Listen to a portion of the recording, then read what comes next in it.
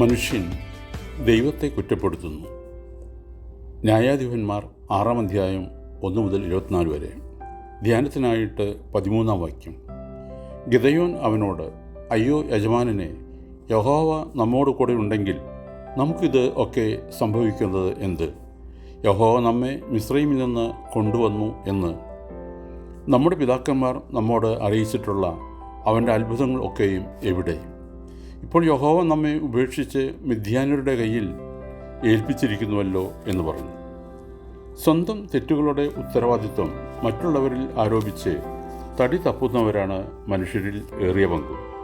2000 വർഷങ്ങൾക്ക് മുൻപ് റോമ ഗവർണറായിരുന്ന പീലാത്തോസ് റോമ സാമ്രാജ്യത്തിൻ്റെ നീതിപീഠത്തിനും തനിക്ക് തന്നെയും കുറ്റമില്ലാത്ത മനുഷ്യ രക്തത്തിൻ്റെ കറ പറ്റാതിരിക്കുവാൻ താൻ ചെയ്ത അപരാധത്തിൻ്റെ ഉത്തരവാദിത്വം യഹൂദന്മാരിൽ ആരോപിച്ചുകൊണ്ട് കൈ കഴുകിയതും മേൽപ്പറഞ്ഞ മനുഷ്യ വർഗത്തിൻ്റെ ദൃഷ്ടാന്തമാണ്.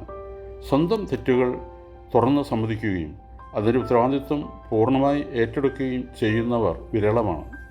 ഈ സ്വഭാവം ആദ്യ മാതാപിതാക്കളിൽ നിന്ന് ലഭിച്ച പൈതൃകമാണ്. ആദവും ഹവ്വായും ഏദനിൽ ഉല്ലാസമായി ജീവിച്ചു. അവരെ ദൈവത്തിൽ നിന്ന് അകറ്റണമെന്നുള്ള ഉദ്ദേശത്തോടെ സാത്താൻ മെല്ലെ അടുത്തുകൂടി. അവരെ പരീക്ഷിക്കാൻ സാത്താൻ ഒരു സർപ്പത്തെയാണ് ഉപകരണമാക്കിയത്. വിലക്കപ്പെട്ട കനി തിന്നാൽ സർപ്പം ഹവ്വയെ പ്രേരിപ്പിച്ചു. ഹവ്വ സാത്താൻ്റെ പ്രലോഭനത്തിൽ വീണുപോയി. സർപ്പം പറിച്ചു കൊടുത്ത കനി ഹവ്വ തിന്നുക മാത്രമല്ല, മധുരോധരമായ ഒരു പഴം ആദമിന് കൊടുക്കുകയും ചെയ്തു. പിന്നീട് ദൈവം ആദമിനോട്, നിങ്ങൾ തിന്നരുതെന്ന് പറഞ്ഞ കനി തിന്നുവോ എന്ന് ചോദിച്ചു. അവിടുന്ന്, എനിക്ക് തുണയായി തന്ന ഹവ്വ ആ കനി എനിക്ക് തന്നു, ഞാനത് ഭുജിച്ചു. അങ്ങനെ വിലക്കപ്പെട്ട കനി തിന്നതിൻ്റെ കുറ്റം ആദം ഹവ്വായിൽ ആരോപിച്ചു. രണ്ടുപേരും വിലക്കപ്പെട്ട കനി തിന്നു എന്നത് വാസ്തവം. പക്ഷേ രണ്ടുപേരും സ്വന്തം കുറ്റം മറ്റൊരാളിൽ ആരോപിക്കുന്നു. ആദം ഹവ്വയുടെ മേലും ഹവ്വ സർപ്പത്തിൻ്റെ മേലും. നാം ആയിരുന്നെങ്കിൽ എന്തിനാണ് ദൈവം ആ വൃക്ഷം തോട്ടത്തിൻ്റെ നടുവിൽ നട്ടത് എന്നുകൂടി പറഞ്ഞേനെ. അങ്ങനെ നമ്മൾ ചെയ്യുന്ന അപരാധങ്ങൾ അന്യരുടെ മേൽ മാത്രമല്ല, ഒടുവിൽ ദൈവത്തിൻ്റെ മേലും നാം ആരോപിക്കുന്നു. മനുഷ്യ ജീവിതത്തിലുണ്ടാകുന്ന വിപത്തുകൾ ദൈവം വരുത്തുന്നവയാണെന്ന് കരുതുകയും ദൈവത്തെ കുറ്റപ്പെടുത്തുകയും ചെയ്യുന്നവരുണ്ട്. ഒരിക്കൽ വിദേശത്ത് താമസിച്ചിരുന്ന ഭക്തനായ ഒരു ബ്രാഹ്മണന് അത്യന്തം വേദനാജനകമായ ഒരു അനുഭവം ഉണ്ടായി. അദ്ദേഹത്തിൻ്റെ ഏകപുത്രൻ സമർത്ഥനായ ഒരു എഞ്ചിനീയറായിരുന്നു. അയാൾ കൂട്ടുകാരോടൊത്ത് ഒരു ഉല്ലാസയാത്രയ്ക്ക് പോയി. മനോഹരമായ ഒരു തടാകത്തിൽ കളിവഞ്ചി തുഴഞ്ഞ് അവർ രസിച്ചു. കുറേ കഴിഞ്ഞപ്പോൾ എഞ്ചിനീയറെ കാണാനില്ല. അയാൾ വെള്ളത്തിൽ വീണു പോയിരിക്കുമോ? കൂട്ടുകാർ നീന്തൽ വിദഗ്ധന്മാരെ കൊണ്ടുവന്നു. നീന്തൽ വിദഗ്ധന്മാർ ഇറങ്ങി മുങ്ങിത്തപ്പി. ഏതാനും മണിക്കൂറുകൾ കഴിഞ്ഞപ്പോൾ ആ യുവാവിൻ്റെ ജഡം കിട്ടി. ഈ ദാരുണ സംഭവം എങ്ങനെ ആ പിതാവ് സഹിക്കും? ദൈവത്തെ അയാൾ കുറ്റപ്പെടുത്തി. വീടിൻ്റെ പൂജാമുറിയിലുണ്ടായിരുന്ന വിഗ്രഹങ്ങൾ എടുത്ത് അദ്ദേഹം ദൂരെ എറിഞ്ഞു.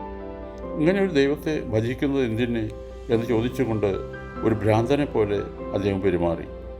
ദൈവം ഈ കടുങ്കൈ ചെയ്തല്ലോ, അയാൾ ആത്മകഥം ചെയ്തു. ഈ ഭക്തനെ പോലെ ജീവിതത്തിൽ അനിഷ്ട സംഭവങ്ങൾ ഉണ്ടാകുമ്പോൾ ദൈവത്തെ നാം കുറ്റപ്പെടുത്താറില്ലേ?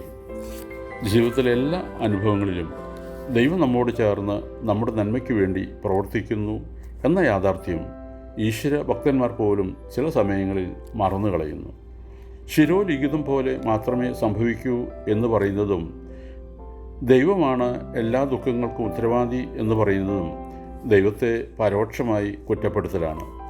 എന്നാൽ മനുഷ്യരാശിയുടെ അനുസ്യൂതമായ ഉദ്ധാരണ പ്രക്രിയയിൽ ഏർപ്പെട്ടിരിക്കുന്ന ദൈവം ഭക്തവത്സലനും ദൈവകൃപയിൽ ശരണപ്പെടുന്നവർക്ക് സമീപസ്ഥനുമാണ്. ഓർക്കണമേ, നമ്മുടെ മുൻവിധികൾ ഉപേക്ഷിക്കാൻ ഇനിയും നേരം വൈകിയിട്ടില്ല. 108-ാം സങ്കീർത്തനം 13-ാം വാക്യം. ദൈവത്താൽ നാം വീര്യം പ്രവർത്തിക്കും. അവൻ തന്നെ നമ്മുടെ വൈരികളെ മെതിച്ചു കളയും. ദൈവം അനുഗ്രഹിക്കട്ടെ. പ്രാർത്ഥനയോടെ കർത്തൃശുശ്രൂഷയിൽ എളിയ ദാസൻ.